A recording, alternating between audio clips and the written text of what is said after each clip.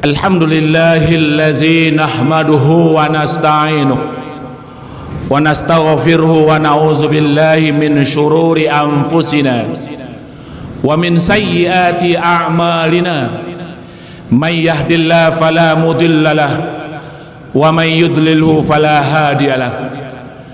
Asyhadu an la ilaha illallah wahdahu la syarika lahu wa asyhadu anna Muhammadan abduhu wa rasuluh sallallahu alaihi wasallam la nabiyya ba'dah.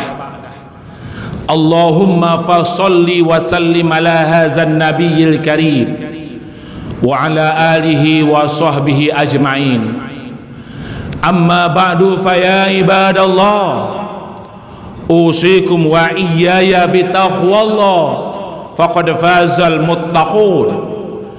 Ittaqullaha haqqa tuqatih wa la tamutunna illa wa antum muslimun.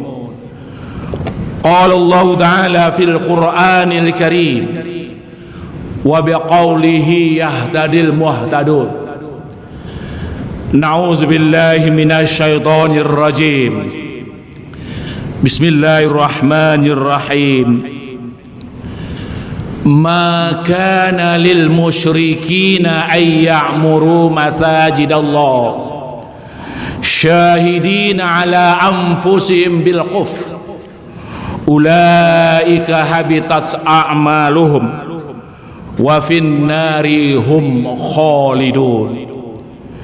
Innama ya'muru masajidallah man amana billahi wal yaumil akhir wa aqama as-salata wa ata az-zakata wa lam yakhsha illa Allah fa asa ulaika ay yakunu minal muhtadin. Shadaqallahul azim. Surat At-Taubah ayat 17 dan ayat 18. Tidaklah pantas bagi orang-orang musyrik untuk memakmurkan masjid-masjid Allah. Kenapa? Karena mereka bersaksi dengan dirinya bahwa orang musyrik itu adalah kafir. Apapun amal yang mereka kerjakan habis tanpa bekas, dan nanti mereka kekal di neraka.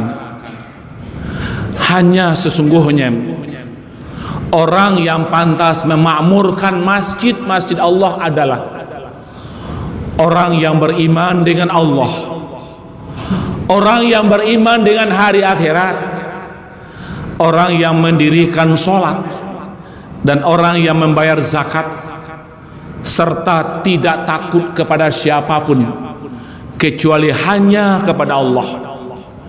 Mudah-mudahan mereka yang mau memakmurkan masjid-masjid Allah termasuk golongan orang yang mendapat hidayah atau petunjuk. Maha benar Allah dengan segala firman-Nya. Kaum muslimin sidang Jumat rahimakumullah, kita berjudul khutbah kita pada kesempatan ini, sudah saatnya umat memakmurkan masjid untuk mendapatkan hidayah Allah.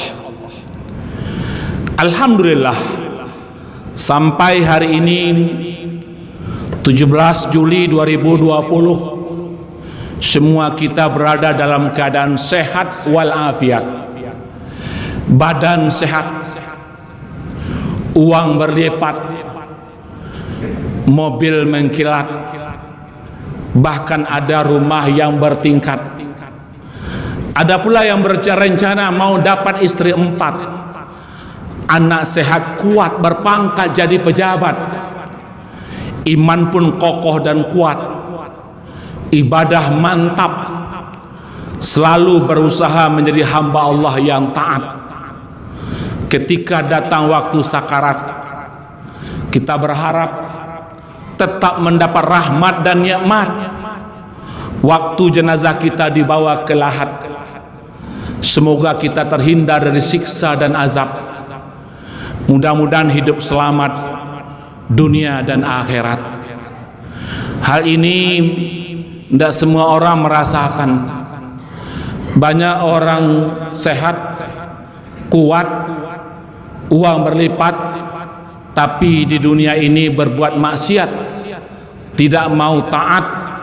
Inilah manusia yang biadab akan mendapat laknat dan azab. Kita tidak ingin seperti itu. Kita inginnya hidup diberkahi oleh Allah Subhanahu wa ta'ala. Karena yakin kita hidup ini ada batasnya. Sehabis pendakian pasti ada penurunan. Selama-lama hidup akan berakhir dengan kematian. Siapapun manusianya, tanpa pandang bulu, kalau sukatan penuh, perhitungan sampai, ajalullah datang, mau tidak mau, suka tidak suka, semua kita akan jadi mayat.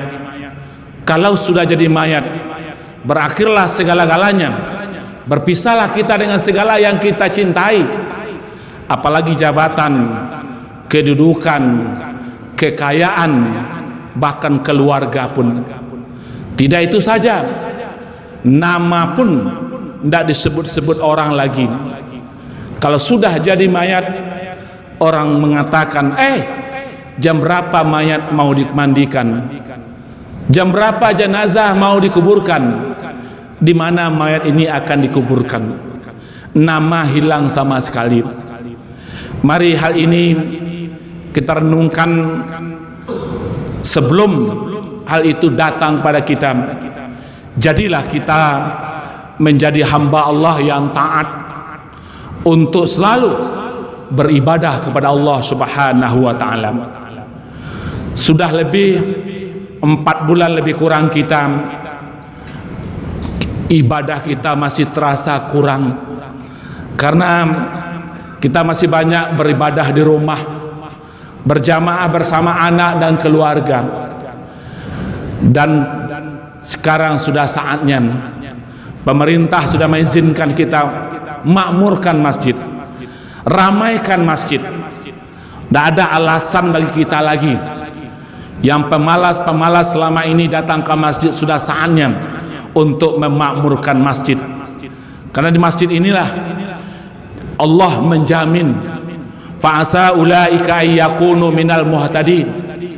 Mudah-mudahan mereka yang mau masuk masjid termasuk golongan orang mendapat hidayah, mendapat petunjuk Allah. Semua kita ingin mendapat hidayah, mendapat petunjuk Allah. Untuk itu khatib menghimbau kepada kita semua, kita tetap makmurkan masjid dimanapun kita berada. Kita ikuti protokoler kesehatan itu, kita ikuti. Mari, tidak usah kita membangkang, membantah, ikut saja supaya kita terhindar dari COVID-19 ini yang telah banyak membawa korban, bahkan keluarga dan saudara kita yang ada terpapar, bahkan sudah menjadi mayat. Kita juga bersyukur saudara kita yang terpapar sudah banyak yang sehat, sudah banyak yang sembuh karena mengikuti nasihat dan anjuran yang disampaikan oleh para ahlinya. Kaum muslimin, siapa orang yang pantas memakmurkan masjid-masjid Allah itu? Memang Allah sudah tegas mengatakan orang musyrik tidak mungkin masuk masjid. Maka nalil musyrikina ayyamuru masajidallah syahidina ala anfusihim bil kufr. Tidak pantas, tidak wajar bagi orang-orang musyrik untuk memakmurkan masjid-masjid Allah. Kenapa? Karena orang musyrik itu najis, tidak boleh menghampiri masjid. Dan orang musyrik itu syahidina ala anfusihim bil kufr, mereka itu bersaksi dengan dirinya bahwa mereka kafir. Maka tidak pantas mereka yang memakmurkan masjid. Bahkan apapun bentuk amal yang mereka kerjakan habis tanpa bekas, dan mereka akan menjadi BBN, bahan bakar neraka nanti di akhirat. Kita tidak ingin seperti itu. Lalu siapa yang pantas, siapa yang wajar memakmurkan masjid Allah? Sumatera Barat, Kota Padang khususnya masjid cukup banyak, tapi selama ini kita masih prihatin melihat kadang-kala masuk masjid ini lebih banyak tonggak dari orang yang datang berada di masjid. Lebih-lebih subuh tidak berapa kita yang mau bangun pergi ke masjid. Maka itu kami menghimbau sudah saatnya kita bergerak untuk memakmurkan masjid dengan catatan ikuti protokoler kesehatan. Semoga di masjid inilah kita akan mendapat hidayah, mendapat petunjuk Allah Subhanahu wa taala. Orang yang pantas, yang wajar memakmurkan masjid itu, kalau berdasarkan surah At-Taubah ayat 18 ada 5 kriterianya. Kalau Bapak memiliki yang 5 ini, tidak ada alasan tidak ke masjid, Pak. Tapi kalau kurang, memang tidak mau masuk masjid. Pertama, man amana billah, orang yang beriman dengan Allah, imannya kokoh, kuat, istiqamah. Cobaan-cobaan yang telah kita lalui selama ini jadikan renungan dan i'tibar, bukan menandakan Allah benci kepada kita. Ahasiban nasu ayyutraku ayyaqulu amanna wa hum la yu'tanun. Apakah manusia akan kami biarkan saja mereka mengucapkan kami beriman padahal mereka belum kami uji, kata Allah. Covid-19 cobaan yang cukup berat bagi kita, umat Islam di mana-mana. Maka untuk itu ini Sumatera Barat sudah mulai dikatakan sudah mulai reda. Kalaupun ada 1 dan 2, itu tinggal bekas-bekas saja lagi. Mudah-mudahan ke depan akan lebih habis dan lebih hilang lagi, dan semua kita bergairah, semua kita tetap bersemangat, iman kita tetap kokoh dan kuat, jangan sampai buyar, jangan sampai habis. Maka agar iman kokoh dan kuat, ada 7 langkah yang harus dilalui. Yang pertama, tambah dan dalami ilmu agama. Kita banyak baru ilmu agama kita masih kurang. Sudah saatnya kita belajar kembali. Tidak ada lagi alasan tidak mau belajar agama. Silakan ilmu umum, sains dan teknologi IT kuasai, tapi kalau dapat seimbang dengan ilmu agama, baru 2 kebahagiaan kita dapatkan, bahagia dunia dan bahagia di akhirat. Kalau hanya dunia saja, ilmu dunia saja kita hebat, ilmu agama tidak ada. Inilah yang menyebabkan iman seseorang akan habis dan lenyap, bahkan manusianya akan menjadi manusia sekuler, manusia yang memisah-misah antara dunia dengan agama, antara kepentingan beragama dengan kepentingan dunia ini. Kaum muslimin, yang kedua, membiasakan beribadah kepada Allah. Agar iman tetap kokoh dan kuat, rajinlah beribadah. Tidak sanggup berdiri, duduk. Nggak sanggup duduk, silakan berbaring menjelang kita mati. Ibadah inilah teman yang paling setia dengan kita, anak yang kita banggakan, pangkat, kedudukan, jabatan, harta yang kita miliki pada satu saat akan berpisah dengan kita. Tapi yang setia dengan kita kemanapun kita pergi, walaupun dimasukkan ke dalam lahat, dia akan tetap ikut bersama kita. Itulah amal ibadah yang kita lakukan. Maka kami menghimbau kepada kita semua, mari kita bagi waktu, pergilah berusaha, pergilah bekerja, tapi tiba saat-saat beribadah, lakukan pengabdian kepada Allah dengan khusyuk, tawadhu, mengharapkan redha Allah. Jangan ujlah, panggageh, buru-buru, cepat-cepat. Saya lihat masih banyak juga orang sholatnya, ada sholat tapi sholatnya lebih kilat dari kilat khusus. Cobalah lakukan perubahan. Bacaan-bacaan sholat itu sempurnakan bacaannya. Jangan hanya baca Al-Fatihah senapas sudah. Waktu ruku tidak baca apa-apa. Kalaupun baca sambil dari berdiri sampai ruku itu saja, mana sempurna itu. Coba waktu ruku datar punggung dengan kepala, baru kita baca bacaan tasbih tersebut. Begitu pula sujud. Kaum muslimin, dan yang ketiga, selalu mencari redha Allah. apapun bentuk perbuatan yang kita lakukan, menolong saudara-saudara kita yang miskin, orang teraniaya, niatkan karena Allah, itu termasuk ibadah. Alhamdulillah, saudara-saudara kita yang punya kelebihan rezeki dan kelebihan nikmat peduli terhadap saudara-saudara kita yang lain. Mudah-mudahan ini bisa dipertahankan terus sehingga masyarakat akan bisa hidup gembira dan bersama orang-orang yang punya nikmat. Yang keempat, selalu bertawakal kepada Allah. Fa iza azamta fatawakkal 'ala Allah, innallaha yuhibbul mutawakkilin. Bila engkau sudah mulakan tekad, bertawakallah kepada Allah, sesungguhnya Allah mencintai orang-orang yang bertawakal. Yang kelima, orang yang selalu berjihad di jalan Allah. Wa tujahiduna fi sabilillah bi amwalikum wa anfusikum.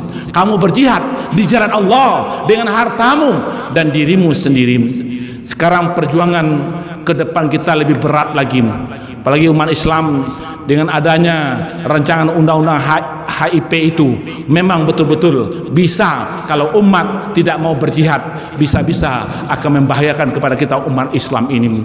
Alhamdulillah, saudara-saudara kita yang ada di Jakarta dan di daerah lain, mereka bersemangat tetap berjihad. Bagaimana hal itu harus dibatalkan, tidak jadi dijadikan undang-undang, karena itu akan merugikan umat Islam dimanapun berada.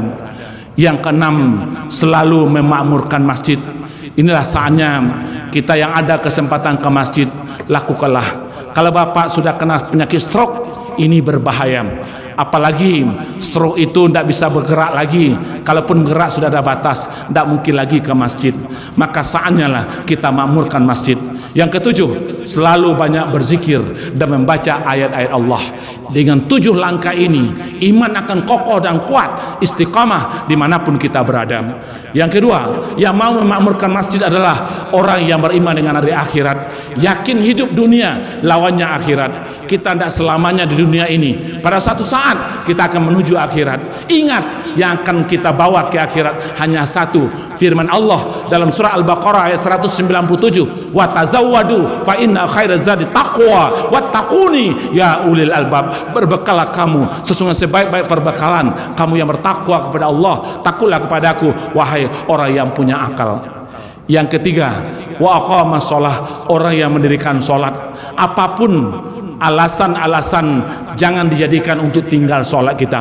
Dimanapun kita berada, sholat harus kita lakukan dengan baik. Kini memang nuansanya, banyak orang sholat asal jadi, banyak orang sholat sia-siakan saja. Memang betul ayat Allah katakan dalam surah Maryam ayat 59, fa khalafa min ba'dihim khalfun adaa'us shalah wattaba'us syahawat fasawfa yalqauna ghayya. Akan datang, kata Allah, suatu generasi di mana generasi itu muncul. Apa itu? Satu, mereka menyia-nyiakan sholat. Sudah banyak umat yang menyia-nyiakan sholat, terutama remaja-remaja. Mari kita sadari, jangan lakukan hal tersebut. Yang kedua, mereka memperturutkan hawa nafsu. Hawa nafsu diperturutkan lebih-lebih terhadap lawan jenis, terhadap wanita cantik. Sudah banyak kasus terjadi. Baru-baru ini kita dengar, kita lihat di televisi, seorang wanita muda, bayinya lahir lalu dibuang, dimakan oleh anjing. Akhirnya dia ditangkap. Sekarang ini menyesal terjadi. Sudah berzina, bayi lahir dibuang, dimakan oleh anjing. Ini kan kasus yang sangat berbahaya bagi oknum tersebut. Kaum muslimin sidang Jumat rahimakumullah. Maka untuk itu, kalau itu terjadi, fasaufa yalqauna ghayya, mereka akan celaka. Yang keempat, yaitu wa'ataz zakah, orang yang membayar zakat. Mari kita keluarkan zakat. Apalagi sudah ada Basnas, Badan Amil Zakat Nasional, Basdam, Badan Amil Zakat Daerah. Kalau ada kita berzakat, mari kita salurkan dengan baik supaya umat lebih sejahtera hidupnya. Yang kelima, walam yakhsha illallah, tidak takut kepada siapapun kecuali hanya kepada Allah. Mari kita takut kepada Allah. Ittaqillaha haitsu ma kunta wa atbi'is sayyi'atal hasanata tamhuha. Takutlah kamu kepada Allah di mana saja kamu berada. Iringilah kejahatan orang, keburukan orang dengan kebaikan dimanapun kita berada. Mudah-mudahan kaum muslimin dengan kita rajin memakmurkan masjid, umat akan kokoh, kuat, dan hidayah akan bisa dirasakan setiap saat. Fa'tabiru ya ulil absar la'allakum turhamun.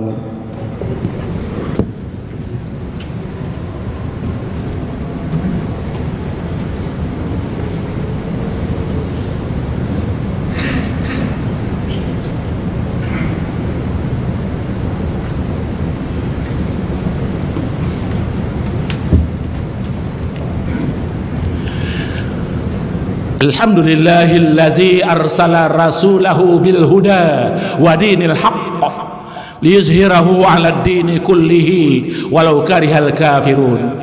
Asyhadu an la ilaha illallah wahdahu la syarikalah wa asyhadu anna Muhammadan abduhu wa rasuluh sallallahu alaihi wasallam la nabiyya ba'dah. Allahumma fasalli wa sallim ala hadzal nabiyil karim wa ala alihi wa sahbihi ajma'in. Amma ba'du fa ya ibadallah usikum wa iyaya bi taqwallah faqad fazal muttaqun. Ittaqullaha haqqa tuqatih wa la tamutunna illa wa antum muslimun. Qala Allah ta'ala fil Qur'anil Karim wa biqaulihi yahtadil muhtadun. Na'udzubillahi minasyaitonir rajim. Bismillahirrahmanirrahim.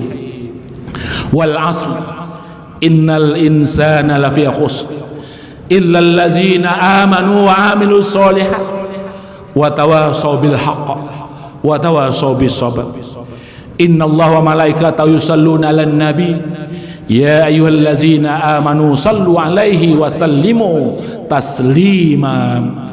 Allahumma salli 'ala Muhammad wa ala ali Muhammad kama sallaita ala Ibrahim wa ala ali Ibrahim wa barik ala Muhammad wa ala ali Muhammad kama barakta ala Ibrahim wa ala ali Ibrahim innaka Hamidum Majid.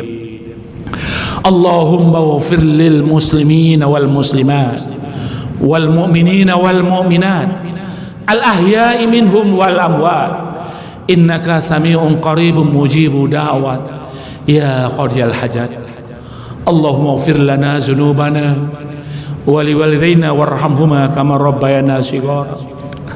Rabbana zalamna anfusana wa illam taghfir lana wa tarhamna lanakunanna minal khasirin. Rabbana innana amanna faghfir lana dzunubana wa qina azaban nar. Rabbana atina fid dunya hasanah wa fil akhirati hasanah wa qina azaban nar. Ibadallah, innallaha ya'muru bil adli wal ihsan wa ita'i dzil qurba wa yanha 'anil fahsya'i wal munkar wal baghi ya'izukum la'allakum tadhakkarun wa la dzikrullahi akbar.